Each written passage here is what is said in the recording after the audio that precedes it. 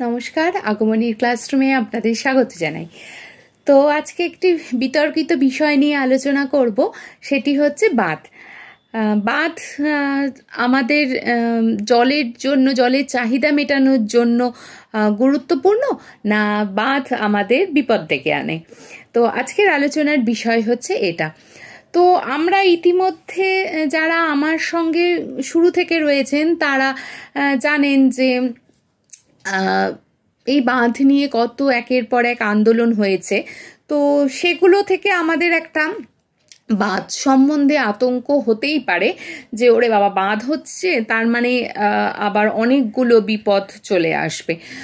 তো সেটাই সব সময় কিন্তু একরকমভাবে কাজ করে না।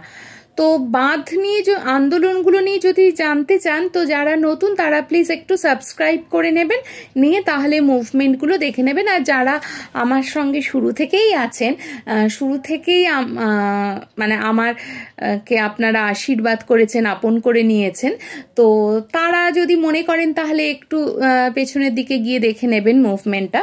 তো চলে আসি আলোচনার বিষয়ে।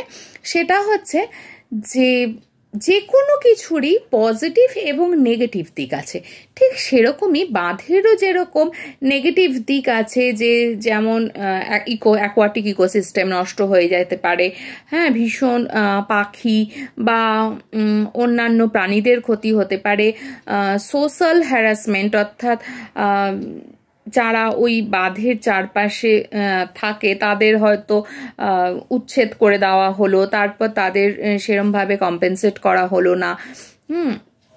তারপরে হচ্ছে গাছ কাটা, তারপরে বিভিন্ন রকম বদ্বীপের ক্ষতি হয়ে যাওয়া, এই সমস্ত বিষয়গুলো, তারপরে ইকোনমিক প্রবলেম থাকতে পারে। তো আর এনভায়রনমেন্টের তো নানা রকম ক্ষতি, এই সমস্ত বিষয় তো আছেই। তো তা বলি কি আমরা বাঁধ নির্মাণ করব না? নিশ্চয়ই করব, কিন্তু তার কারণ কি?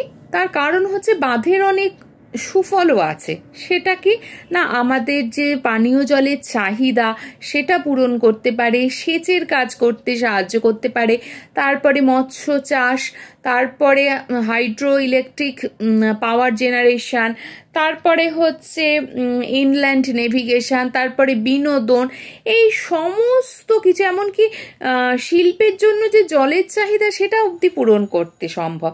তাহলে আমরা বাঁধ তৈরি করব না কেন? এবারে আপনাদের মনে হতে পারে যে আমি একসাথে দুরকম কথা বলছি। না, দুরকম কথা বলছি না।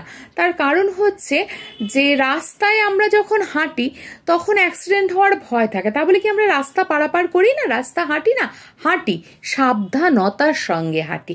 ঠিক এক্ষেত্রেও আমি সেটাই বলবো যে বাঁধ নির্মাণ হোক, কিন্তু সেটা এনভায়রনমেন্টাল ম্যানেজমেন্টের আওতায় এসে হোক, যাতে করে পরিবেশের ক্ষতি একেবারেই কমিয়ে আনা সম্ভব হয়, বা সামাজিক ক্ষতি, অর্থনৈতিক ক্ষতি বা অপচয় বা যে দুর্নীতিগুলো হয় সেগুলোকে প্রতিরোধ করা সম্ভব হয়, এবং সমস্ত সমস্যা মিটিয়ে সঠিক জায়গায় সঠিকভাবে যদি বাঁধ নির্মাণ করা হয় তাহলে অবশ্যই কিন্তু সেই বাঁধ লাভজনক। তাই জলের চাহিদা মেটাতে কিন্তু বাঁধের একটা গুরুত্বপূর্ণ ভূমিকা আছে, কিন্তু তবে আবারও ওই একই কথা বলছি, সেটা অবশ্যই সচেতনতার সাথে ম্যানেজমেন্টের আওতায় এনে।